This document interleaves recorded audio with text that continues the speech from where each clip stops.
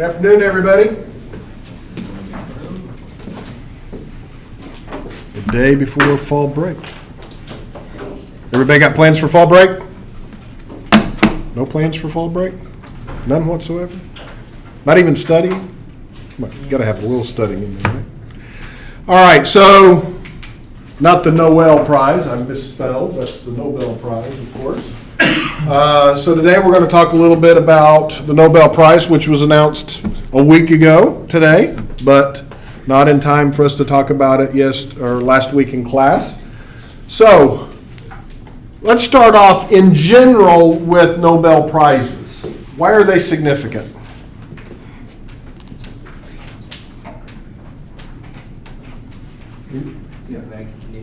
Recognition, okay.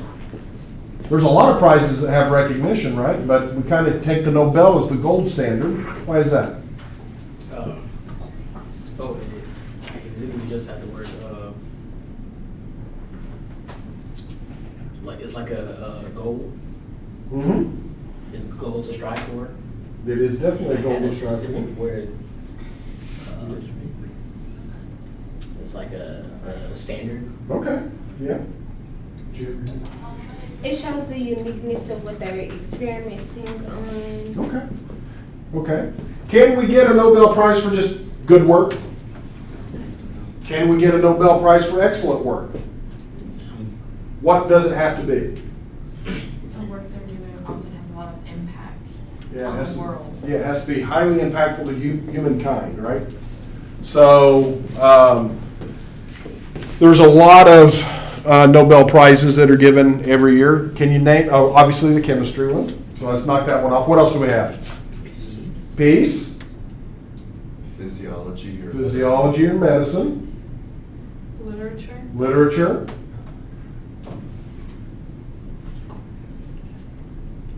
Our sisters in physics. What else we got? There's one more that was added later. Mathematics. Not mathematics. So there's a different prize for mathematics, but it's not a Nobel. Economics. So there is also a Nobel Prize in economics. That was added later. That was not part of Alfred Nobel's original stuff. What can you all tell me about Alfred Nobel? Can you tell me anything? What's he known for? Yeah. He invented dynamite. Dynamite. Yeah. So Alfred Nobel noticed that this useful substance called nitroglycerin likes to go boom when you look at it wrong. And so that limits the ability to use it. So he found that you can mix it with inert substances like sawdust or kieselguhr, which is diatomaceous earth, which is this fine powder that we use in chemistry. Sometimes it actually comes from dead diatoms. It gets mined. It's way old. It's ground up. There are shells and skeletons. We call it diatomaceous earth. And you can mix that with it. You can form it. Then you can put it in paper tubes, and you have something that you can actually toss it around and hold it. And you just can't give it a percussion, or it will go off. And so that actually made dynamite very, very useful. Is there anything controversial about Alfred Nobel? Anybody know anything? He's led to the deaths of many people. Okay. But he's also improved a lot of people's lives at the same time. Yeah. So what do we know about the recent prize that we're seeing here? The Nobel goes to MOFs. What did MOFs stand for? MOF. The Metal Organic Framework. Okay. Metal Organic Framework. So what does that suggest to us? If we look at the periodic table, what does that suggest to us? Something to do with carbon. Something to do with Something to carbon do with carbons and metals. and all this stuff in between. Probably more transition metals, maybe. Maybe, yeah. I mean, it could be a Or it could variety. be alkali metals. Could be, yeah. It could be any metal by its name, right? It could be any metal. And why are these important? Why are these considered worthy of a Nobel Prize? Yeah. You can do a lot of stuff with them. Like what? I can do a lot of stuff with a lot of things, but why is this deserving of $400,000 to each investigator. They're sharing the prize, right? $1.2 million shared across 3 folks. Yes? It said that it can get moisture from the desert.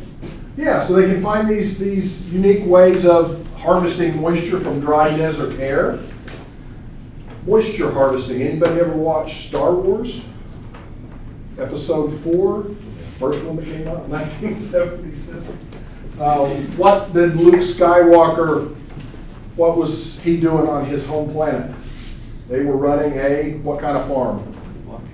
A moisture farm. They were actually harvesting water from dry air. That's what they were doing. Were they using moths? No. It was not known at that time, the metal organic framework, but the idea, right, of being able to go to an arid place that needs water and being able to harvest it out of what moisture is in the air is kind of compelling, right?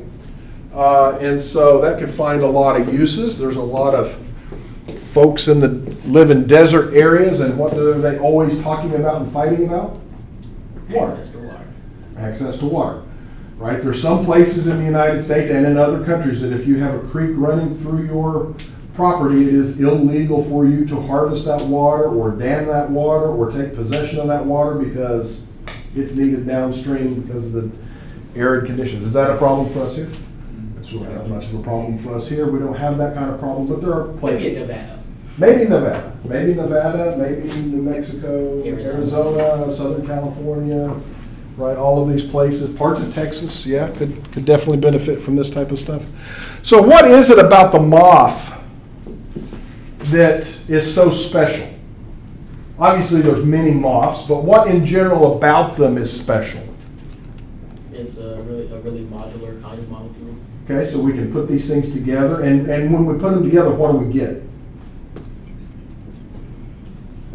This is one of those cases where the molecular structure itself, the carbon and the metal, may not be quite as important as some other features. What are those other features?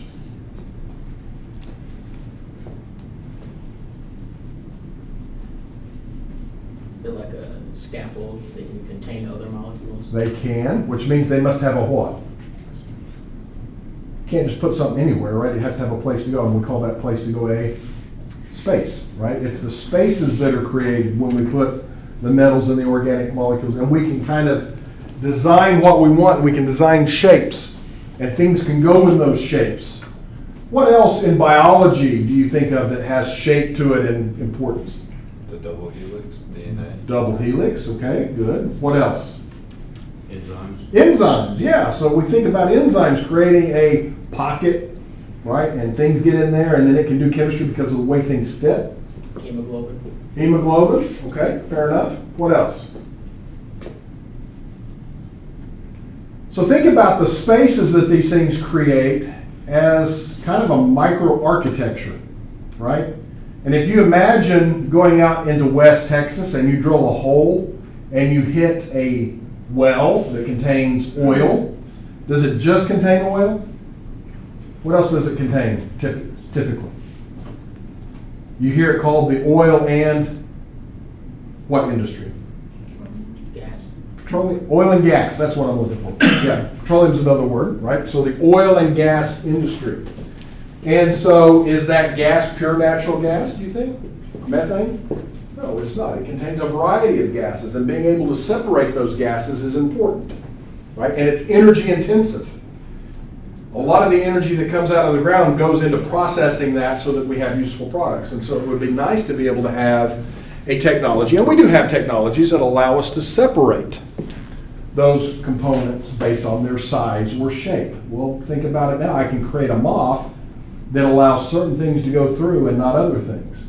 Now all of a sudden I have an easy, low energy way of separating methane from ethane, from propane, from whatever else, right? I can separate helium. One of the things that we like to get when we drill an oil well, believe it or not, is helium. And in fact, for years, up until the early 2000s, probably around 2007, 2008, I can't remember when, the federal government gave oil companies lots of money to capture the helium because it's a strategic material. We no longer do that. I think that was a mistake of our federal government. But It is what it is. Helium is a strategic element. We need it for, if you're going into the medical field, what do we need helium for? Why would a doctor be concerned about having access to helium, especially if it's liquid helium? MRI magnets are cooled with liquid helium. They don't work at room temperature. You gotta cool them down really, really cold, right? So having readily abundant, cheap sources of liquid helium is kind of important. And so we can imagine now having a MOF that's designed to separate helium from all the other stuff and easily store it, because the MOFs have a space that we can actually stuff the helium into, and maybe we can store it a lot better than what we did before, and maybe we can have a more economical way of storing helium. That's just one way. What else can you think of that we might be able to use MOFs for? You can think pie in the sky. Filtration? Pardon? Filtration? Oh, you just said that. Yeah, but we could think about water purification, filtration, right? I mean, so you can imagine having a MOF designed for water filtration, purifying water. That could be a good opportunity. What else? Yeah. CO2 scrubbing? CO2 scrubbing, yeah. So there's this little thing called climate change. Whether I'm supposed to talk about it any more or not, I don't know. But I'm going to, because it's real. And there is this thing called carbon dioxide that leads to Why you're not supposed to talk about it? being facetious. There's a good number of climate change deniers, and there's definitely room for debate on what the level of at which man-made climate change is mankind is responsible for, and that's a perfectly good debate. The fact of the matter is, we have records, and we can tell that as we have industrialized, average global temperatures have increased. That's what we call a fact. Now, we can debate about that fact. It's correlation, not causation. Huh? It's correlation, not causation. Yeah, except we can do experiments that actually do show very high probabilities of causation. But anyway, we can use that to scrub carbon dioxide out of the atmosphere. One of the ways we do it now actually doesn't really work very well from an environmental point of view, because you have to put a lot of energy into making the scrubber, which means you're putting out carbon dioxide. And so the net overall gain in what you're doing is questionable. And so that's why people are thinking about how can we take carbon dioxide from a plant, not a plant as in a living tree, but a plant like as in a factory plant, right? And how can we pump it back down into the ground? Been thought about for a long time, but that's hard to do. Things tend to seep.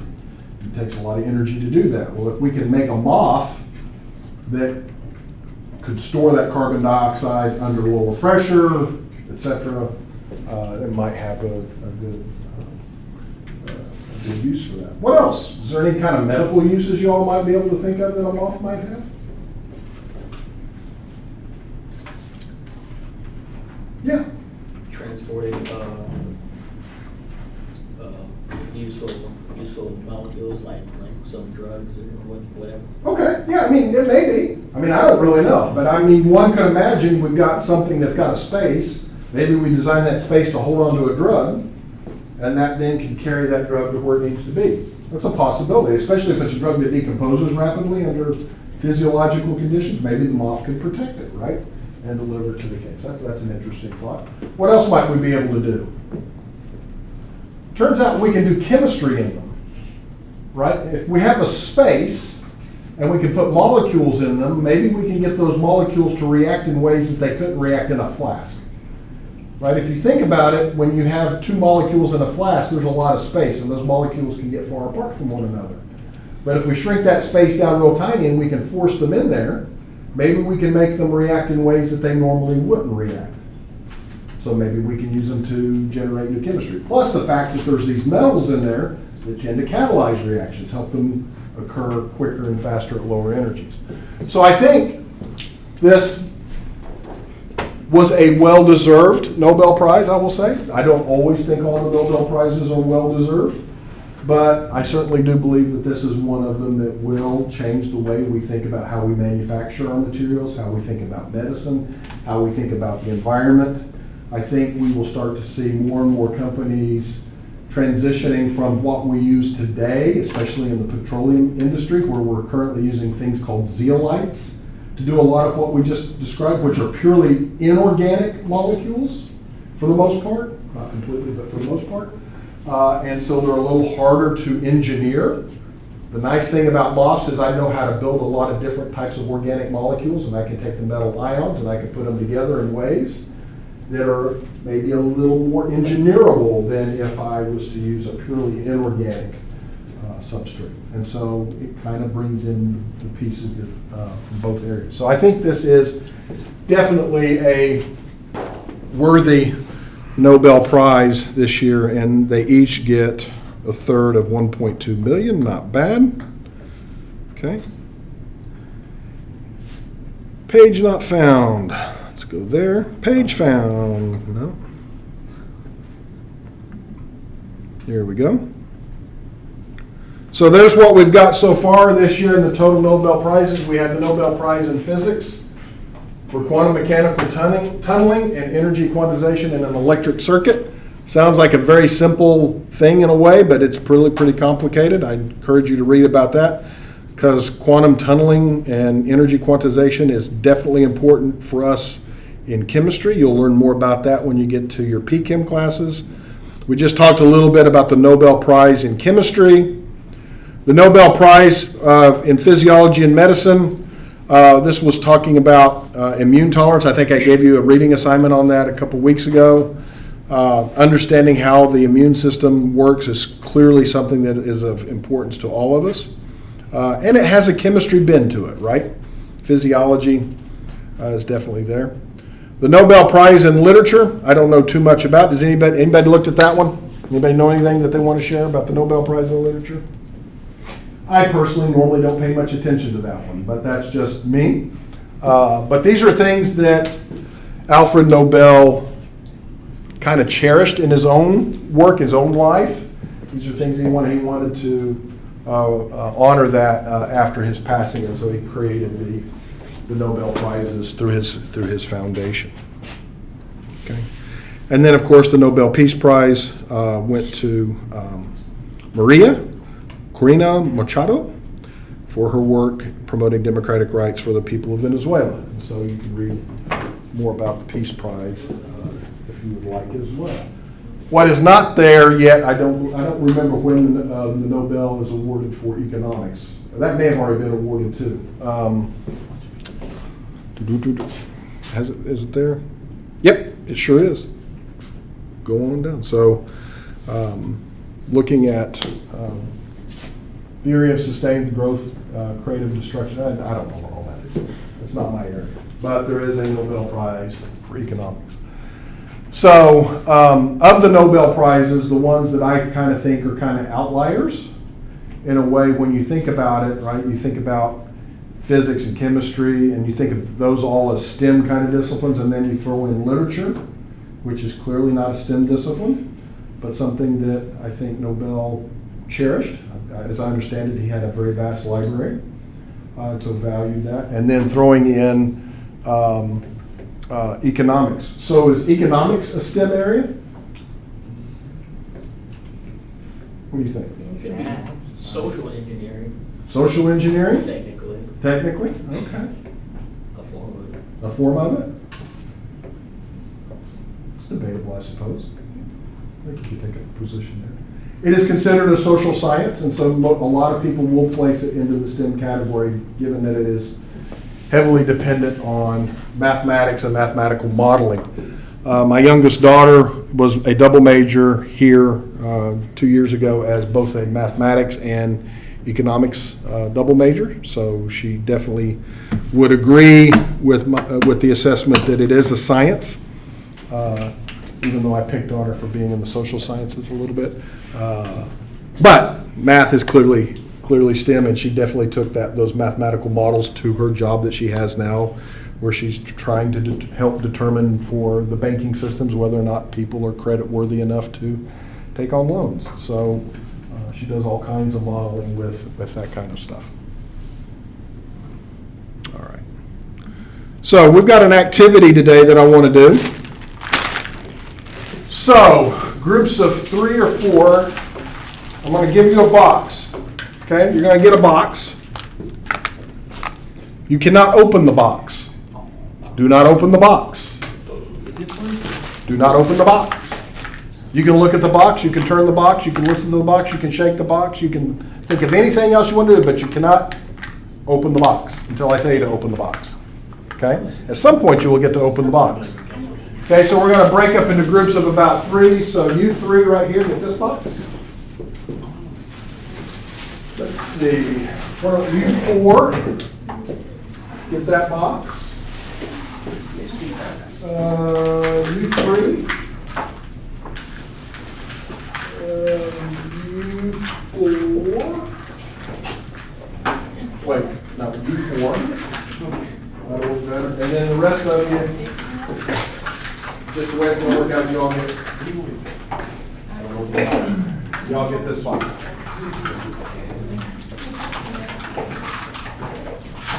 Your task is on your note card. You are to try to figure out what is inside the box.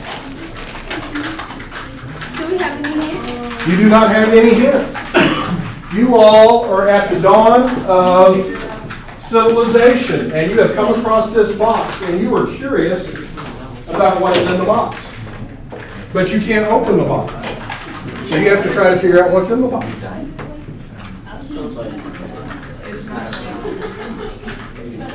You all have to write down your thoughts about what you think's in the box. Think about tests that you might do to figure out what's in the box.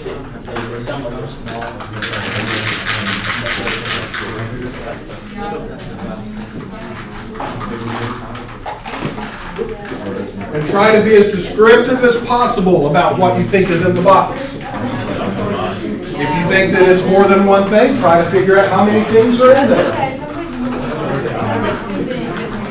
Try to figure out what you think the thing is made of.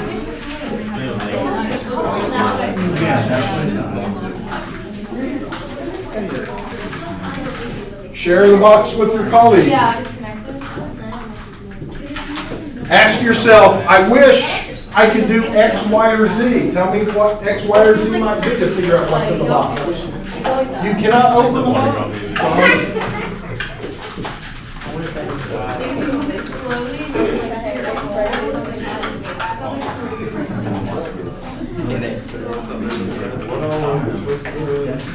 You're supposed to ultimately figure out what's in the box.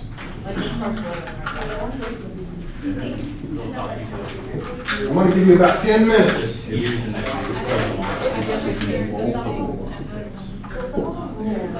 You all are trying to shake it and move it, and that's all good and hear it, but what other things might you be able to do if you had some tools? Weigh it. Oh, you might be able to weigh it. You might be able to use a magnet. That's a good thought. If you had a magnet. I think it could be their cluster. With the clusters?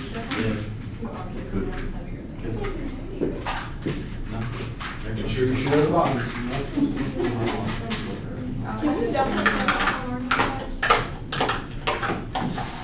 No. Does everybody have the same thing? No, not everybody has the same thing. They're not. Can we use bullet points on like the card, or does it have to be in sentences? Bullet points are fine. So we can have multiple ideas? You can have lots of ideas. You should have lots of ideas.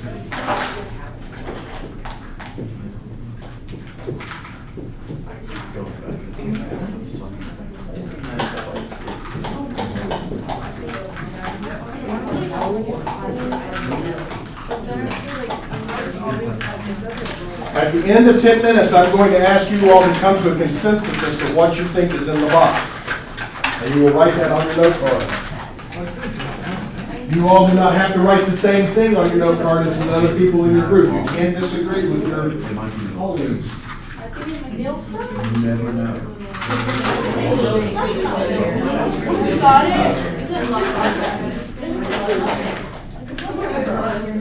Oh, milk. I thought it really like, make like, yeah, like a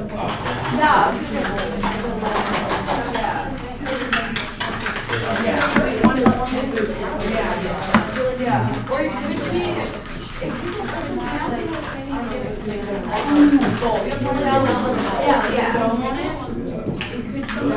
sounds like maybe it sounds like it's more than a bigger side.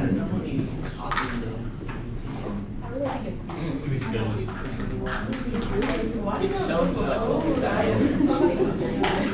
No, he said it in on. It's not really. Yeah, it seems like kind of like plastic. Let's see, yeah. If it rolls. It doesn't, I wouldn't call it spherical. Knowing what it's not is also important. So you might want to list that. If you don't think it's metal, say you don't think it's metal. If you think it's metal, like you think it's metal. It's circular.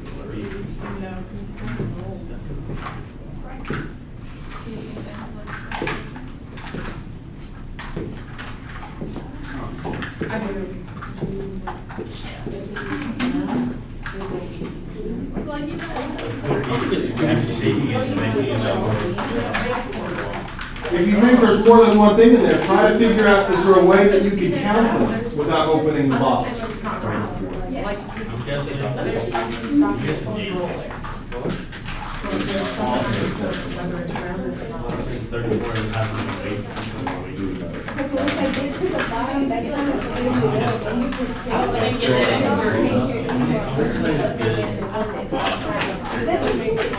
I think that. But I'm not sure. I just know that Yeah, they don't seem like a sounds more than one thing, sounds like something you should say.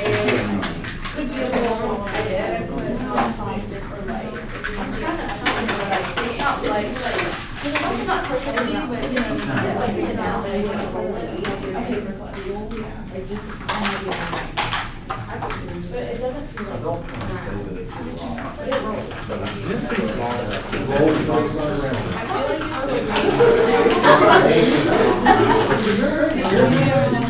It's in here. Or like some, it still has a.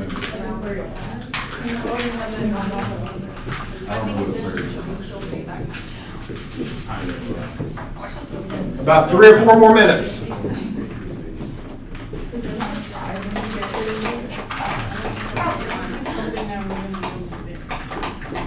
That's what I said. Yeah. It's Been able to maybe guesstimate its weight? Kind of feels like a small rock. Kind of feels like a small rock. Moves on a slide. What do y'all think you got? You coming up with some ideas? Some plastic beads? You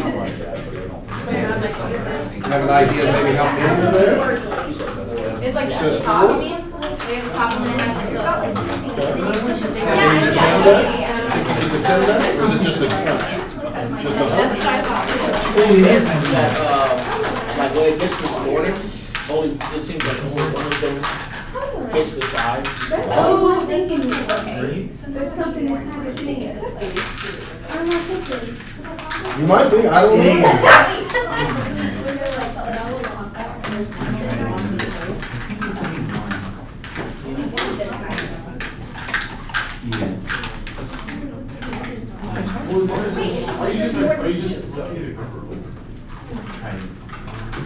Y'all need to start arriving at what you think it is. But it didn't feel like everything. Maybe it's, they feel like one. Like the bottom of it. It sounds like It sounds like. It's occasional when actions on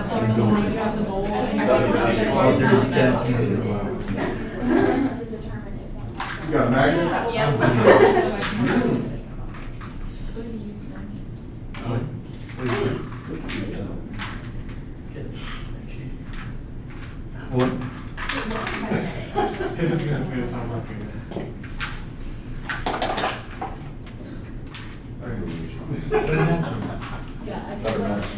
Yes, sir. Did you say we had to arrive at the same conclusion? You do not have to arrive. You all can disagree. But you do have to write down what you think it is. You can also achieve consensus, that's okay. Okay, so when it rattled, it sounded like 2 minutes. When it's I'm saying like 2 things at the bottom. Oh, like at the top. Key in when you're typing. Which I dropped. This is a heavy overall. One of those. 1 more minute. Don't you open the box?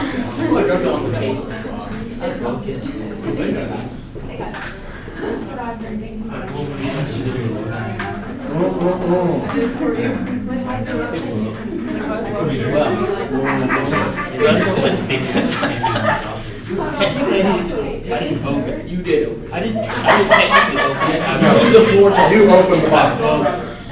Yeah, but. Technically, it's closest back, that's fine. Okay, I just grabbed. wrap up your writing. Which groups, any groups in here come to a consensus of what they think is in the box? You all came to a consensus? All right, we'll start with you. Give me the box. What do you all think is in the box? I think there's 2 items in the box. You think there's 2 items in the box? What do you think those 2 items One of are? them is a dice. You think one of them is a dice? The other one is from each year. We said either a ball or an eraser. Like Okay. bounce ball or eraser. So we're gonna open the box.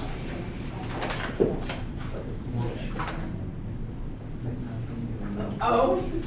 So you knew you had multiple things, We got that far. okay? These are semi-round. You all thought there was a ball, right? So were you right or were you wrong? You hadn't achieved the correct conclusion, but you got pieces along the way. You knew that there were multiple things in the box. You suspected that one of them was at least a dice, and why is that? Why did you make that? Because we could feel it. It sounds like dice, 2 dice together, doesn't it? Yeah, but yet there's 3 of them in there, right? So just little stones out of my daughter's room. That was what was in your. Who's next? Who else reached consensus? No, you all go last, because you dropped the box. Because you got us to go, hey. He said. All right, we'll go with yours. What do you all think's in the box? Drop it on the table like that. All right, so this group thinks that there's 3 items. They think that it's metal, and what else? You think that it's nuts and bolts. It's a lat. It's. You think maybe one dice. This. That means it would have opened if you dropped it Bro. far. Oh, we were close. We were close. You had 4 screws. They are metal, But too much. right? So how did you determine that they were metal? So you thought from the sound that they made? What- And then you had a magnet that you, how did that work?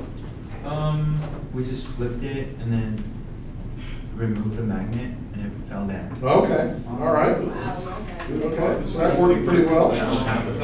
So you thought nuts and bolts, you're close, some type of fastener. So how close would you all say you were to the right answer? Yeah, pretty close.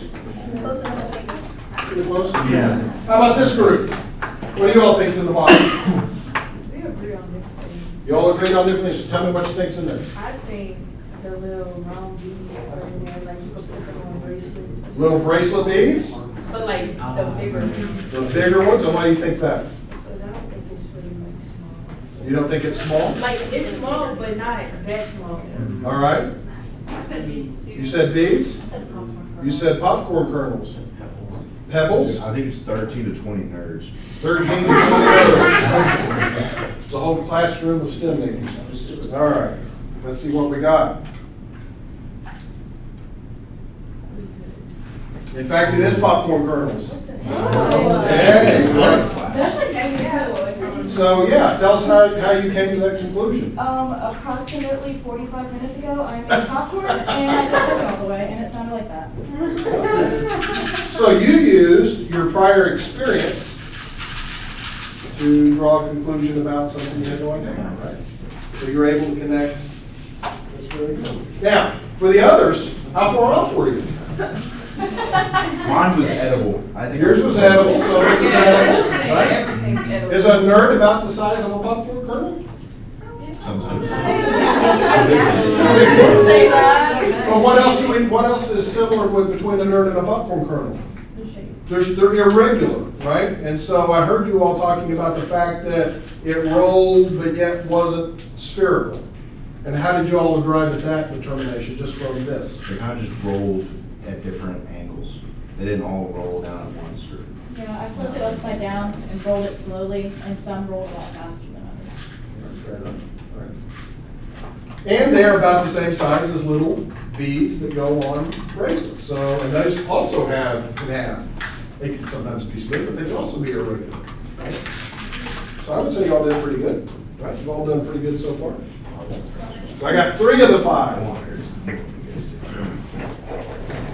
Well, we all kind of had different opinions. All right, so share your opinions.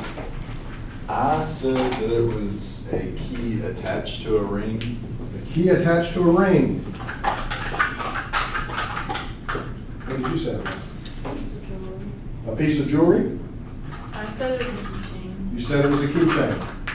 All right. What do we have in common of all those? Metal. Metal. You think that might be metal? Okay. You didn't have a magnet though, did you? We did not. You did not have a magnet. So we've got keychains and jewelry, right? Oh, it's a bowl. It's a bowl with a couple of washers on it. Kind of what you all thought it was, right? But you thought that it was maybe a singular type of item, maybe 2 things that were connected together, right? You got that key ring and jewelry quite frequently has things attached to it. So, you know, how you came up with that makes some sense. That's good. Okay. And then last but not least, when you drop the box. Huh? Leave? I didn't say least, I said No, not no, you did, but not leave. I was at argue leave. At least, you would already do the least. So I want you all, since you all dropped the box, and it opened, don't tell us what was in there, but tell us what you thought was in there before you knew what was in there. I said there was multiple small entities, could be plastic, maybe beads. And we ended up having four little die, right? And so, how close would you say you were? We were getting there. You had multiple things. How many did you think were there? I said 4 originally. You said 4 originally? What made you think that there were 4 items? Based off how they lined up in the box. How they lined up in the box? From it being like flat. All right. What else did y'all think? So I wish I could see into it. Of course we wish we could see into it, right? We knew it wasn't spherical, so. It wasn't spherical, right? So that's clearly the case. How did you know it wasn't spherical? Because of the way it packed into the corners when we turned it. Okay. So spherical, not spherical, but not flat either. Okay. Not completely flat. So what were y'all frustrated by? Not being able to visually see it. Not being able to visually see it. We tend to trust our sight, our smell, our feel. What can I not do with atoms? I cannot see them. I cannot directly feel a single atom.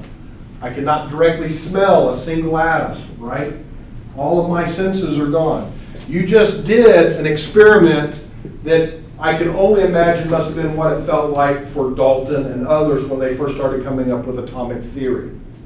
Thinking that matter, things that we can see and we can hold, must be made up of things that are smaller, right?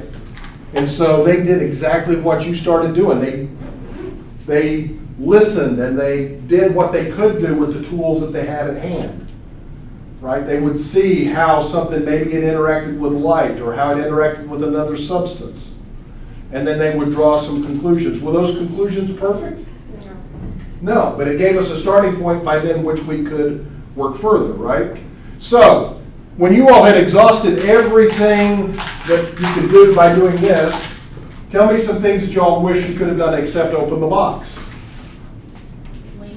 You wish you could have waited, right? Okay? Wait might have told us something. I would have bought it. Burn it? Yeah. Okay, and what would that have told you? Well, if it was something flammable. Okay, yeah. And chemists have burned all kinds of things, right? We interacted by taking things and burning them and seeing what the products of that decomposition were, right? We've been able to do that. See if it floated, See if it floated? density. So, okay, maybe if you could get a density measurement, maybe you could change and see. You all knew you had the same box, but you didn't know what was in the box, right? Well, we all know that atoms are the box, but not all the atoms are the same. There's different stuff on the inside, right? How about you all?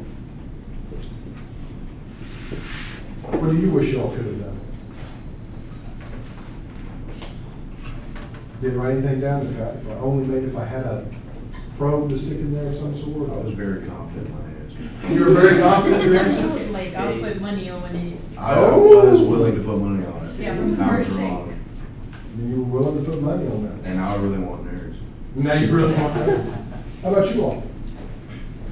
We said a magnet, because we couldn't, like, when we shook it, we couldn't tell if there was like metal items in there or not. Okay. So you had something that might have sounded metallic, but didn't quite sound like some of the others, right? We felt that like maybe one of the objects was metal and the other ones weren't. And so you wouldn't have been able to like hear that it was metal, because it's not metal, it's metal. Okay. All right. How about you all? I would say magnet too, like a better magnet. Better magnet. So what was frustrating about the magnet that you had? Very weak, not It's like strong. Okay, so it was weak, which led to what when you did, I saw you all do your experiment over and over again. Did you always get exactly the same result? You got some inconsistent results, right? That's real scientific research. You do it one day and you get this kind of yield, or you get this kind of spectra, and you do it the next day, you get something a little different. You gotta work through this all the time, right? You don't always get consistent data, right? Or data that is telling the same story all the time. So we have to do things over and over again. What would a stronger magnet have told you? How would it have done that? Probably would have stuck to Or the top maybe a better. bigger container. Yeah, I was thinking like a bigger container and a stronger magnet, because with the items all being metal, whenever one of them touches a magnet, they all kind of magnetize. So with that being in a small container, all of the nails would dangle down and touch the bottom. So we couldn't tell if they were falling or if they were just touching the other side of the container. So if we had a bigger container. Yeah, but the problem with the bigger container is that this is a model for the periodic table, right? Carbon and Yeah. iron and other, they're what they are. They're the container that they are, right? And so sometimes we wish we had things that we don't always have. But you could have said, you know, it would be interesting, our stuff kind of sounds like their stuff. Maybe we swap containers and try our experiments there and see what the differences might be. Can we get something there, right? In past, people have said, you know, I wish I had a string, because if I had a string, I could have balanced it and then gotten it, all the items on one side, and then maybe pushed and kind of guesstimated how much weight it took to balance that out. So a simple string might have been able to help you figure out. How would weight have helped you? Right, if it didn't take much to balance it out, you would go, well, it's probably not an iron bar, right? Or it's probably not a big rock, right? But maybe it is a few nerds or a few kernels of popcorn, right? Maybe it is whatever, right? So I always find this to be a very fun exercise. And I am always amazed at how close you all come to what is there, at least in terms of a rough description. This is the scientific process. We start off with something we don't know about, but all of a sudden we have a curiosity. Now, how many of you, when I told you you couldn't open the box, were just curious about what's in the box? Why is it that I can't open the box, right? You got curious about that, right? Yeah. Me. Oh, you did? Yeah, good. Every one of you probably did to some degree, right? What's in the box? He's hiding something from you, right? I'm curious. Mother Nature is hiding something from you. There's something about all this, right? So you build your curiosity. You start to make observations with the tools that you have. And you may wish you had new other tools, but you don't have them at the moment. Does that mean you stop? No, you keep probing. You ask the question, right? And then you make a guess, right? We formed a hypothesis. You wrote down what you hypothesized the objects to be, right? And then it should be an iterative process, right? And so, but we just don't have time for all the iterations. How many people like this kind of thing? I like this kind of thing. It's always fun. I do it with this class every year. I need to get some more different things in there. What could I do to make that more fun?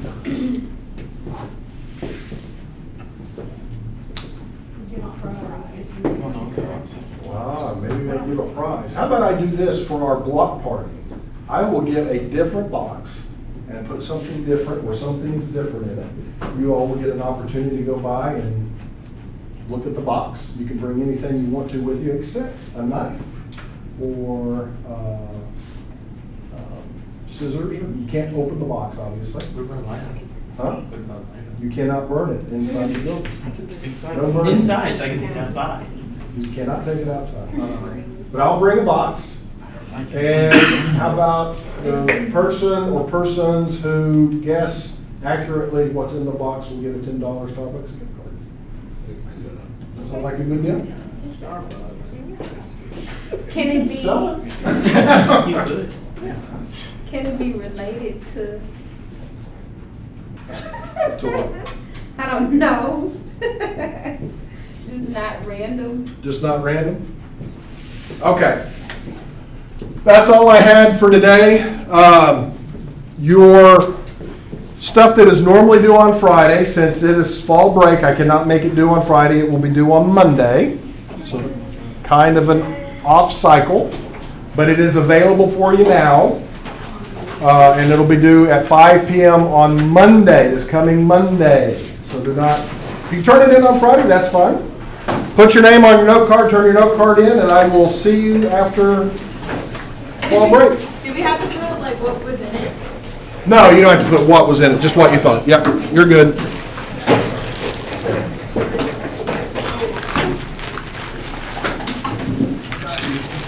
Just put it up there, please.